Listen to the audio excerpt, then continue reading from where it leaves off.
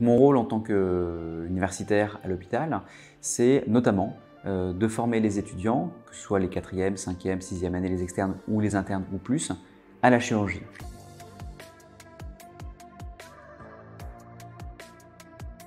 La 3D apporte plus de réalisme, on est mieux immergé et on comprend mieux, surtout que la chirurgie c'est avant tout visuel et c'est assez compliqué de l'apprendre de la manière classique qui nous est proposée.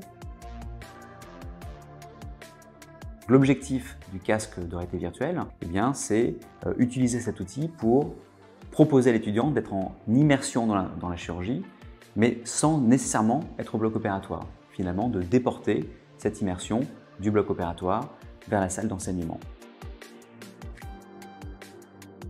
C'était la première fois que ce dispositif m'était proposé dans le cadre d'un stage de chirurgie et j'ai trouvé que ça aidait beaucoup.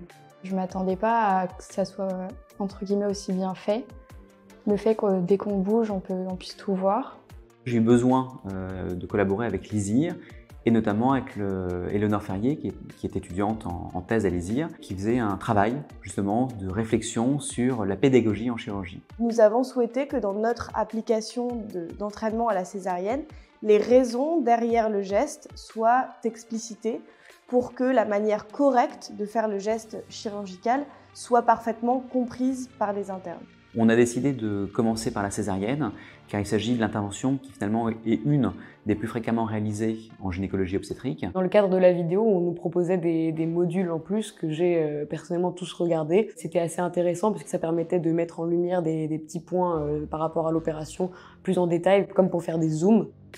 Des petits cours qui reprennent des points bien particuliers et bien spécifiques, par exemple d'anatomie, de technique chirurgicale. J'avais l'impression que ça a été réfléchi d'une manière à répondre aux questions que pouvait se poser un externe au moment opportun en fait. Comme si pendant la césarienne, j'allais poser mes questions au chirurgien. L'étudiant peut soit décider de regarder de A à Z l'intervention, sans l'interrompre, ou alors il peut décider à un moment, si jamais il ne comprend pas très bien un point anatomique ou un point de chirurgie, de mettre pause sur la vidéo et puis de cliquer sur le cours qui est à côté, qui correspond à ce moment-là. C'est un moyen d'enseignement qui est extrêmement captivant en fait, et pour des étudiants qui auraient des difficultés par exemple de concentration, moi personnellement ça m'a permis de mieux me concentrer en fait sur un cours de 15 minutes plutôt que de le voir sur un diaporama, quoi.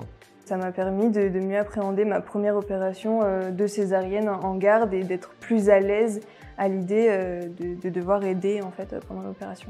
L'objectif du projet est maintenant d'implémenter cet outil en nouveaux contenus pédagogiques.